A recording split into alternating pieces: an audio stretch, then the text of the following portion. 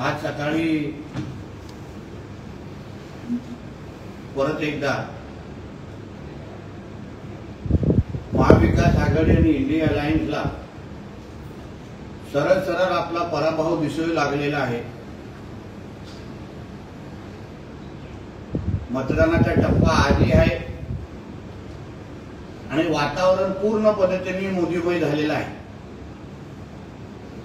आणि म्हणूनच आज संजय राजाराम राऊत ईव्हीएमच्या नावाने नाक रगडत बसलेला होता। ज्या ईव्हीएमच्या पूर्ण प्रक्रियेवर कोर्टाने पण शिक्कामोर्तब केलेली आहे। भारत देशामध्ये निवडणुका ह्या ईव्हीएम वरच होणार हे सरळ स्पष्ट कोर्टाने सांगून टाकलेलं आहे। ईव्हीएम वर आक्षेप घेणारे कोणी असो त्यांच्या बोलण्यामध्ये खरंच तथ्य असतं तर कोर्टाने त्या वेळी दखल घेतली असती, पण ज्या अर्थी कोर्टाने सरळ स्पष्ट ईव्हीएम वर विश्वास दाखवलेला आहे म्हणून भांडूपमध्ये बसून हा भांडूपचा देवानंद कितीही ईव्हीएमच्या नावाने भुकत बसला तरी देशाच्या जनतेने ठरवलेलं आहे ते पंतप्रधान म्हणून परत एकदा तिसरी वेळा आदरणीय मोदीजींनाच बसवायचं आहे आणि एनडीएला 400 पार करायचा आहे। काल जो काही उभाटाचा जाहीरनामा जाहीर झाला, अहो त्या उद्धव ठाकरेला पत्रकार परिषदेमध्ये आपला जाहीरनामा नीट धरता येत नाही, सांभाळता येत नाही, तिथे पण नाडी सुटल्यासारखा हातातून जाहीरनामा खालती पाडून टाकला। ज्याला साधा जाहीरनामा हातात धरता येत नाही ते लोक देशामध्ये किंवा देशाचं नेतृत्व करण्याची हिंमत पण कशी करू पाहतायत किंवा अशा नेत्याचे खासदार निवडून देऊन देशाचं आणि महाराष्ट्राच्या जनतेचं काय भलं होणार आहे का? म्हणून जे काही जाहीरनामा नावाचा एक कागद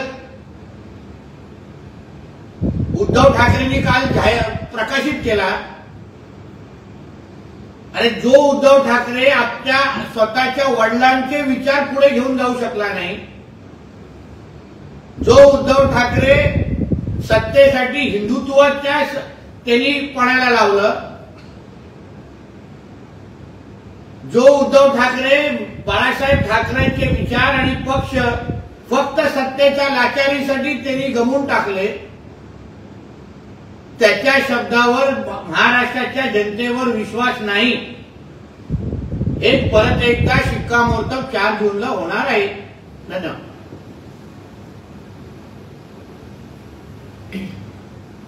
महाराष्ट्रातल्या 8 जागांवर आज मतदान आहे। त्यातल्या 3 जागांवर उद्धव ठाकरे यांच्या नेतृत्वाखाली शिवसेना लढत आहे आणि आमच्यासमोर चोरलेली शिवसेना असा सामना आहे असं संजय राऊत म्हणतात। म्हणजे बाळासाहेबांची शिवसेना ज्याचे नेतृत्व एकनाथ शिंदे साहेब करत आहेत आणि त्याच्या विरुद्ध चायनीज मॉडेल शिवसेना ज्याचे नेतृत्व उद्धव ठाकरे करतायत असा थेट सामना आहे। म्हणजे आता जनतेला ठरवायचं आहे तुम्हाला ओरिजिनल शिवसेना पाहिजे की चायनीज मॉडेल शिवसेना पाहिजे, हे आज महाराष्ट्राची जनता ठरवेल। म्हणून बाळासाहेबांच्या नावाने मत मागण्याचा अधिकार हा आता उद्धव ठाकरेंना राहिलेला नाही आणि ह्या चायनीज मॉडेल शिवसेनेला महाराष्ट्राची जनता नाकारेल असं मी ठाम विश्वासाने सांगू शकतो। प्रत्येक टप्प्यात महाविकास आघाडीचे उमेदवार निवडून येतील, 35+ आमचा टार्गेटचा आहे असं संजय राऊत म्हणतात। ज्या माणसांनी एक साधी सरपंचाची निवडणूक लढवली नाही, ज्या माणसांनी निवडणुकीचे मतदारांचं मन काय असतं ते त्याला माहित नाही, तो जेव्हा निवडणुकीचं विश्लेषण करतो तो लोक किती पोट धरून हसत असतील याचा कदाचित अंदाज संजय राजाराम राऊतला नाही। म्हणून त्याला सांगेल 35 सोड 3 तरी खासदार तुमच्या लोकांचे आले ना तरी नशीब सावंत। ईव्हीएम मशीनवरून संजय राऊत म्हणतायत की वर्धामध्ये भाजपच्या पायाखालची वाळू सरकली आहे. ईव्हीएम मशीन बंद पडणं आणि मतदारांना खोळंबायला लावणं आणि मग मतदारांनी मतदानाकडे पाठ फिरवणं हा षडयंत्राचा भाग असू शकतो आणि संध्याकाळनंतर ईव्हीएम मशीन चालू होतात आणि नंतर ज्यांना हव्या त्या झुंडी तिथे उभ्या राहतात. बरं झालं संजय राजाराम राऊतच्या घरी मुलींचे लग्न व्हायला लागलेली आहे, नाहीतर त्याचे पण जबाबदार भारतीय जनता पक्षालाच हा धरेल.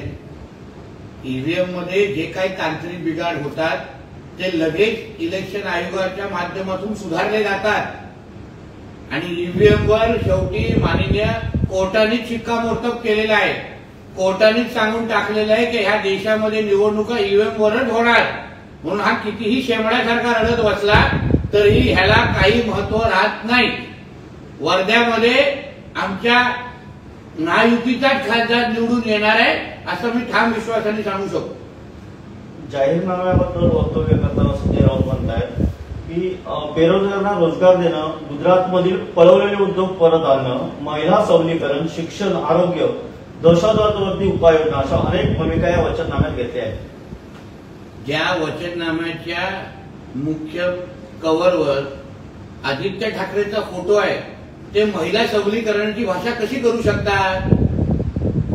ज्याच्यावर दिशा सालियांचा खूनचा आरोप आहे, ज्याच्यावर तिच्यावर गँगरेप करून खूनचा आरोप आहे, ज्या संजय राजाराम राऊतवर डॉक्टर महिलेला छळण्याचा आरोप आहे, त्या लोकांच्या जाहीरनाम्यामध्ये अगर महिला सबलीकरण हा मुद्दा असेल तर लोक त्याच्यावर विश्वास ठेवणार नाही आणि देशाची आणि महाराष्ट्राची बेरोजगारी दूर करणं म्हणजे स्वतःच्या मुलांना वाईनची कंपनी उघडण्यासारखं नाही आहे. कारण का 2.5 वर्षाच्या महाविकास आघाडीमध्ये त्या काळामध्ये सरकारच्या काळामध्ये महाराष्ट्राच्या तरुणांची बेरोजगारी दूर झाली नाही. फक्त राऊतांच्या 2 मुलींची आणि उद्धव ठाकरेच्या 2 मुलांची एवढीच बेरोजगारी दूर झाली आणि त्याला बेरोजगारी मिटवणं बोलत नाही. मोदींनी जी गेल्या 10 वर्षात युटर्न घेतलेले आहे त्यांचा वचननामा म्हणजे फेकनामा आहे असं संजय राऊत म्हणतात आणि आम्ही 3 पक्षांनी मिळून एकत्र त्यामुळे यांना पोटदुखी आहे आणि सहन होत नाही असं म्हणतात. युटर्नचा आता नवीन अर्थच उद्धव, म्हणून आता जिथे तुम्हाला युटर्न दिसेल तिथे उद्धव ठाकरे असं नाव उच्चारतात. त्यामुळे उद्धव ठाकरेंनी त्याच्या कारकिर्दीमध्ये एक पण दिलेला शब्द पाळला नाही. सोमवारी काहीतरी बोलायचं आणि बुधवारी काहीतरी वेगळंच बोलायचं. ह्याला म्हणतात उद्धव ठाकरे, ह्याला म्हणतात युटर्न. म्हणून युटर्नची भाषा संजय राजाराम राऊतनी करू नये, कारण का युटर्नचा खरा अर्थ हे त्याच्या मालकाला विचारा. आचारसंहिता उल्लंघनावरून संजय राऊत म्हणतात की निवडणूक आयोगामध्ये नरेंद्र मोदींना जाब विचारायची हिंमत आहे का? का विचारायची हिंमत नाही? जो निवडणूक आयोगाचे नियम हे सगळ्यांना लागू होतात, सगळ्यांना लागू होतात आणि माननीय पंतप्रधान हे कुठलेही नियम कधीही तोडत नाही. सगळ्या गोष्टीची काळजी घेतात. ज्या पंतप्रधानांनी तुम्हाला 14 आणि 19 मध्ये ह्याच उद्धव ठाकरेजींनी ह्याच निवडणूक आयोगाने तुमच्या बरोबर तुम्हाला म्हणजे निवडणुका पारदर्शक पद्धतीने घेतल्या, मग आज जेव्हा तुम्ही विरोधात आहात तेव्हा तुम्हाला निवडणूक आयोगावर प्रश्नचिन्ह उचलण्याचे का वाटतात? मग 14 आणि 19चा निवडणूक आयोग हा तुम्हाला बरोबर वाटायचा का? मग त्यावर तुम्हाला आक्षेप नव्हते का? आज तुम्ही विरोधात आहे म्हणून निवडणूक आयोगाच्या नावाने खडी फोडताय. जनतेला या सगळ्या गोष्टी कळत आहे. सर, भाजपकडून एक चांगली बातमी येते की ज्येष्ठ सरकारी वकील उज्ज्वल निकम हे त्यांना तिकीट देण्याची शक्यता आहे मुंबईमधून. आता मला असं वाटतं की एकदा तिकीट जाहीर झाल्यानंतर ह्याच्यावर प्रतिक्रिया दिली पाहिजे.